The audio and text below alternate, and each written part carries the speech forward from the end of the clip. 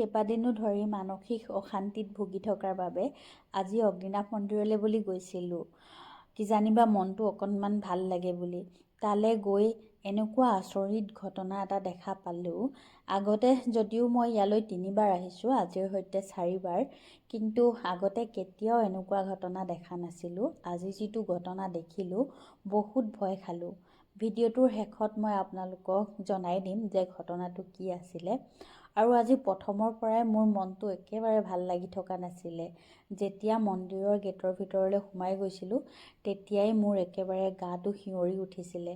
আৰু মোৰ মনৰ অনুভৱটো বহুত বেলেগ ধৰণৰ আছিলে। আপোনালোকক বুজাব নোৱাৰিম। ভয় বুলিয়েই ক'ম নে ভক্তি বুলিয়েই ক'ম, একো মই বুজাব পৰা নাই। প্ৰথমতে গৈ ৰাজহুৱা বন্তিগছিত প্ৰথমতে তেল ঢালি ল'লোঁ। তাৰপিছতে নন্দীদেৱৰ আগতো সকলো সমস্যাৰ কথা মই খুলি ক'লোঁ। তাৰপিছত এনেকৈয়ে অলপমান দেৰি থকাৰ পাছত দেখিলোঁ মানুহ এগৰাকী একেবাৰে ঢলি পৰিলে আৰু খুব চিঞৰিবলৈ ধৰিলে। তাৰপিছতে বাগৰি গৈ একেবাৰে মন্দিৰৰ ভিতৰ ভাগ পালেগৈ আৰু শুনিবলৈ পালোঁ যে তেওঁৰ গাত হেনো নৰসিংহ লম্ভিছে। কিন্তু আমি শুনিবলৈহে পালোঁ, ভিতৰলৈ গৈ চাবলৈ সাহস নহ'ল।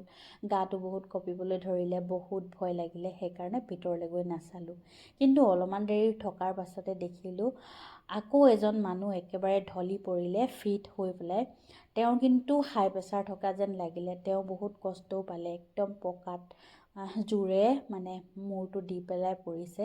আমি কেৱল চিঞৰিবহে পাৰিছোঁ, মানুহজনক ৰক্ষা কৰা প্ৰভু, ৰক্ষা কৰা বুলি। আৰু এয়া দেখিছে মানুহজনক মই আপোনালোকক শেষত এয়া ভিডিঅ'টো দেখুৱাই দিছোঁ।